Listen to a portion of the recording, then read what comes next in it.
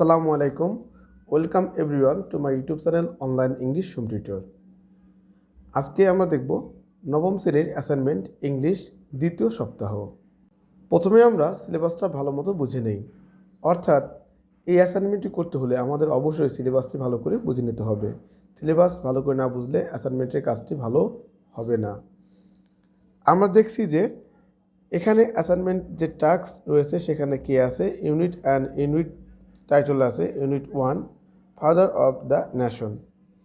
অর্থাৎ ইউনিট 1 থেকে আমাদের কী করতে হবে, অ্যাসাইনমেন্টটি করতে হবে।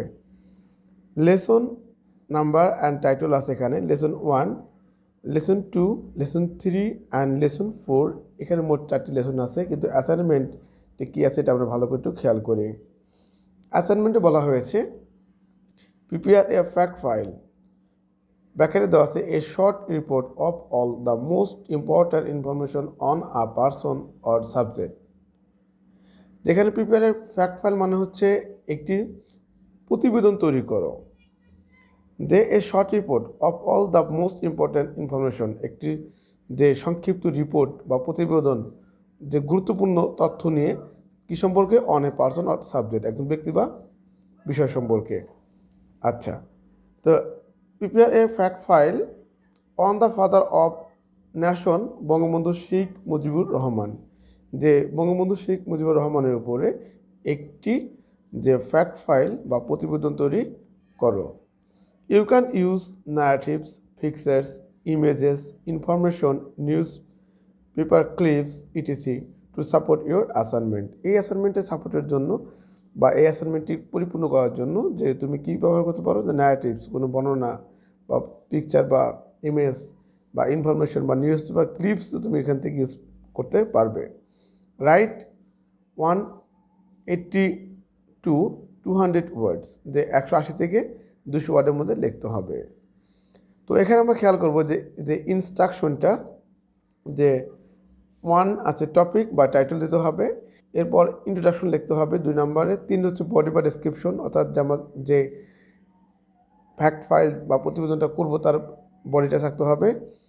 আমরা আরেকটি বিষয় খেয়াল করব যে number or the title of paragraph, যে এই প্যারাগ্রাফের নাম্বার অথবা টাইটেলটা মে ভ্যারি, যে কী হতে পারে, ভিন্ন হতে পারে in writing in assignment, writing অ্যাসাইনমেন্টের ক্ষেত্রে। তোমরা সবার শেষে কনক্লুশন দিয়ে শেষ করব। ওকে, এই হচ্ছে আমাদের সিলেবাস সম্পর্কে। এখন আমরা উত্তরগুলো একটু ভালো করে দেখে নেই। আমরা প্রথমে দেখতে পাচ্ছি যে বঙ্গবন্ধু শেখ মুজিবুর রহমান, এটা হচ্ছে টাইটেল, এটা সাবটাইটেল দেওয়া আছে founder of a nation state.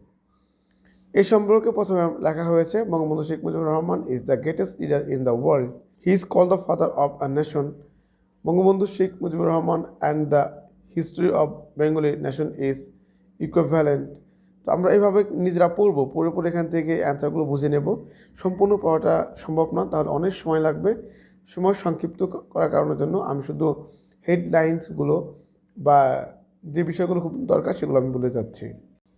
এরপর আমরা দেখব ইন্ট্রোডাকশনটা আমরা কি লিখছি এখানে ভালো করে দেখে বুঝে নেব। এখন আমরা দেখব বার্থ, অর্থাৎ বার্থডে অফ বঙ্গবন্ধু শেখ মুজিবুর রহমান। ওকে, এই সম্পর্কে আমরা এখান থেকে বিস্তারিত দেখব।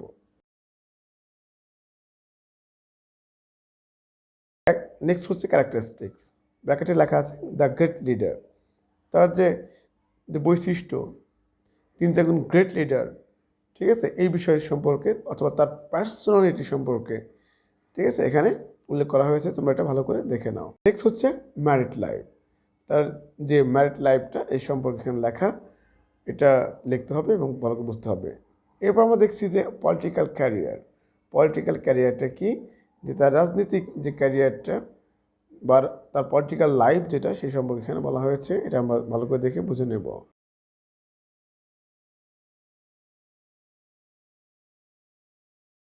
নেক্সট আমরা দেখছি রুল ইন 1952 অথবা ল্যাঙ্গুয়েজ মুভমেন্ট, অর্থাৎ ভাষা আন্দোলন, মানুষের ভাষা আন্দোলন সম্পর্কে তার যে অবদান, এখানে এটা আমরা বিস্তারিত পাবো।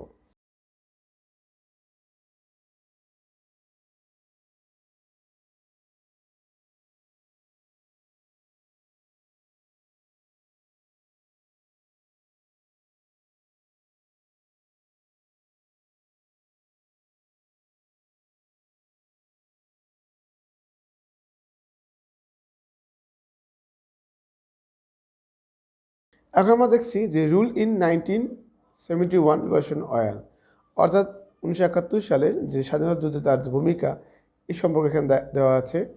এই সম্পর্কে এখান থেকে আমরা ভালো করে বুঝে নেব।